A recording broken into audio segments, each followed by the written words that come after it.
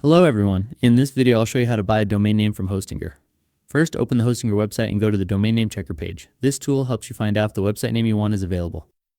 In the search box, type your desired domain name, such as your business name or brand name, and click the search button. Hostinger will display a list of available domain extensions like .com, .net, .org, or .store. If you find the domain you want and it is available, click the Add to Cart button next to it. After adding the domain to your cart, review your selection. You can then choose how long you want to register the domain.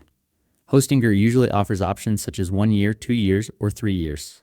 Choosing a longer registration period can help you secure the domain for a longer time and may provide better pricing. Once you have selected the registration period, click Continue to move to the checkout page. If you are a new customer, create a Hostinger account by entering your details. If you already have an account, simply log in.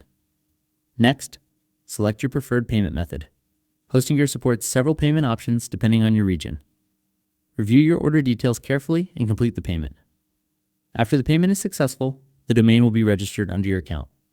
Thanks for watching.